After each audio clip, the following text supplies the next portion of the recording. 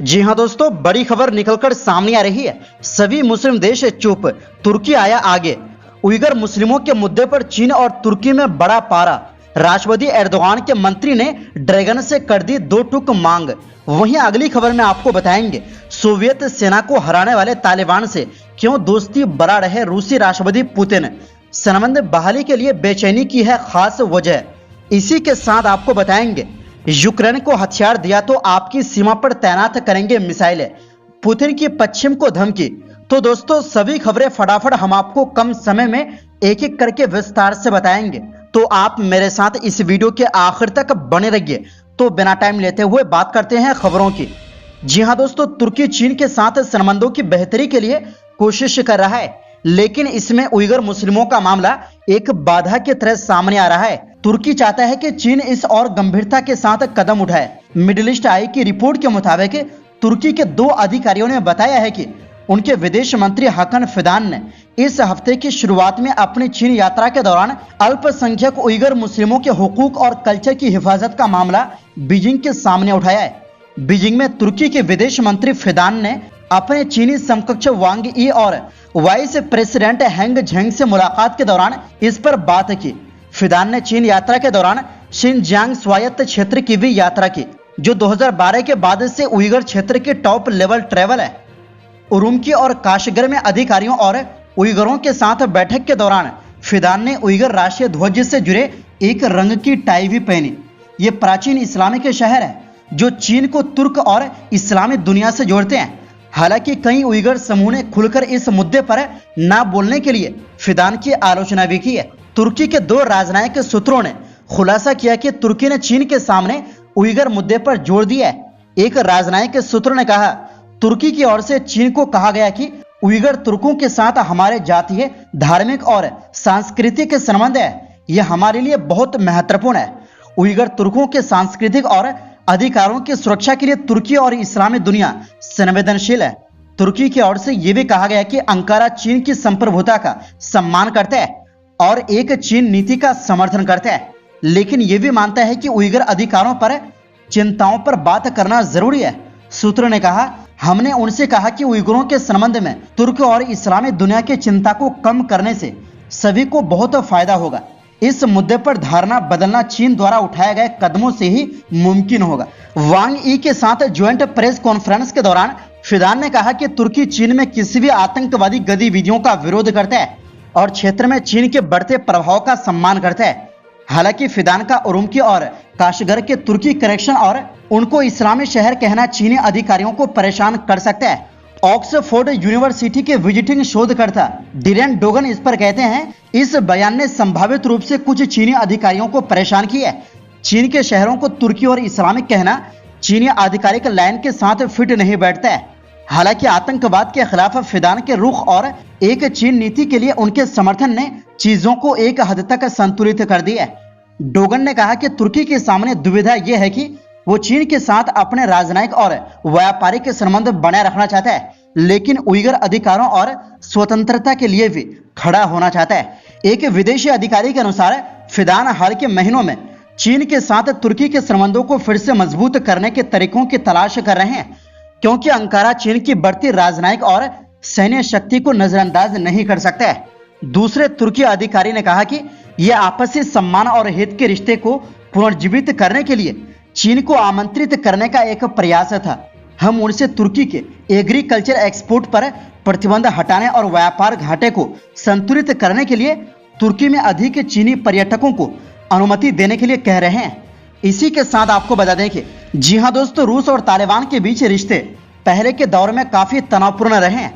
तालिबान लड़ाके 80 के दशक में करीब 10 साल तक सोवियत सेनाओं के खिलाफ लड़ाई भी लड़ चुके हैं, लेकिन अब दोनों एक दूसरे के लिए नजरिया बदलता दिख रहा है। 2021 में अफगानिस्तान में तालिबान की वापसी के बाद से काबुल के लिए रूस एक प्रमुख खिलाड़ी के रूप में उभरा है, जिसने तालिबान शासन को गले लगाकर अपने नजरिया में गहरा बदलाव दिखाया है। यह राजनीतिक धुरी रूस की विदेश नीति में एक महत्वपूर्ण मोड़ भी है, जो अफगानिस्तान के लिए उसके पारंपरिक रुख में बदलाव का प्रतीक है। अफगानिस्तान के लिए रूस के दृष्टिकोण में बदलाव 2021 में काबुल पर तालिबान के कंट्रोल के समय ही देखा गया था। उस वक्त कई देशों ने काबुल में दूतावासों को बंद कर दिया था, लेकिन रूसी दूतावास चालू रहा।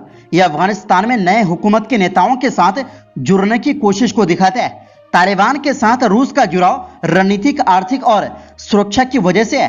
तालिबान का पश्चिम विरोधी रुख भी रूस के लिए फायदेमंद साबित हो सकता है। यह रूस के लिए पश्चिमी प्रतिबंधों का मुकाबला करने और ग्लोबल साउथ के समर्थक के रूप में अपनी छवि को मजबूत करने के लिए नया ट्रेड रूट्स तक पहुंच जैसे लाभ देता है।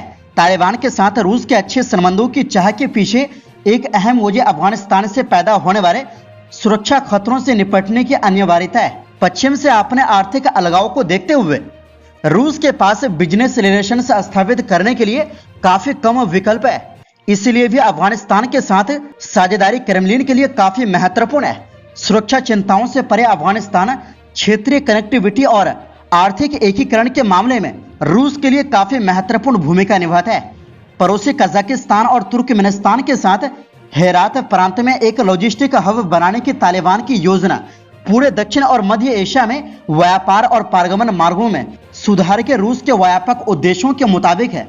इस पहल ने प्राचीन सिल्क रोड ट्रेड रूट को जिंदा किया और अफगानिस्तान को दक्षिण एशियाई बाजारों में रूसी तेल के ट्रांसपोर्टेशन के लिए एक महत्वपूर्ण कड़ी के रूप में स्थापित किया।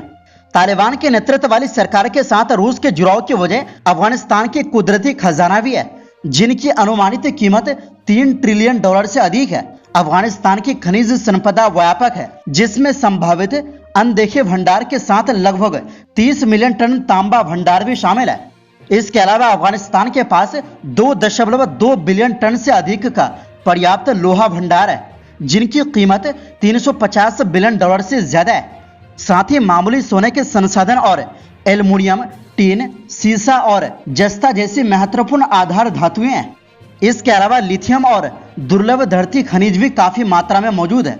खनिजों के अलावा अफगानिस्तान कच्चे तेल और प्राकृतिक गैस सहित हाइड्रोकार्बन भंडार का दावा करता है, जिसका मूल्य मौजूदा बाजार मूल्यों पर लगभग $107 बिलियन है।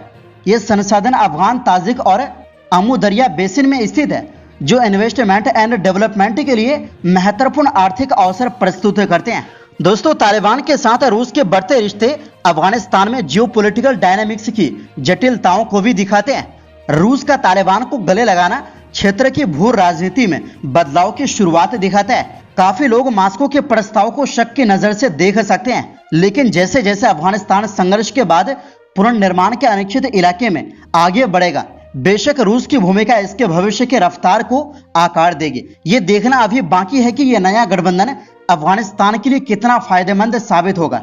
इसी के साथ आपको बता दें कि जी हां दोस्तों, रूसी राष्ट्रपति व्लादिमीर पुतिन ने कहा कि अगर यूक्रेन को लंबी दूरी के पश्चिमी हथियारों के साथ रूस में और अंदर तक हमला करने की अनुमति दी जाए तो वो अमेरिका और उसके यूरोपीय सहयोगियों की मारक दूरी में पारंपरिक मिसाइलें तैनात कर सकते हैं। यूक्रेन में युद्ध शुरू होने के बाद से अंतर्राष्ट्रीय समाचार एजेंसियों के वरिष्ठ संपादकों के साथ अपनी पहली आमने सामने की बैठक में पुतिन ने कहा कि पश्चिम का यह मानना गलत है कि रूस कभी परमाणु हथियारों का इस्तेमाल नहीं करेगा। उन्होंने कहा कि क्रेमलिन के परमाणु सिद्धांत को हल्के में नहीं लिया जाना चाहिए। जब नाटो प्रमुख जेन्स स्टोल्टेनबर्ग के यूक्रेन को रूसी क्षेत्र पर हमला करने के लिए पश्चिमी हथियारों का इस्तेमाल करने की अनुमति देने के आह्वान के बारे में पूछा गया तो पुतिन ने विभिन्न मिसाइलों के बीच अंतर किया, लेकिन चेतावनी दी कि कीव को रूस पर और अधिक शक्तिशाली हथियारों से हमला करने की अनुमति देना एक गंभीर वृद्धि है, जो पश्चिम को रूस के साथ युद्ध की ओर ले जा रही है। पुतिन ने यह भी कहा कि रूस की प्रतिक्रिया पश्चिमी मिसाइलों को मार गिराना होगा। तो दोस्तों, इस पूरी रिपोर्ट के बारे में आपकी क्या राय है? अपनी राय कमेंट बॉक्स में जरूर दें। इस वीडियो में बस इतना ही।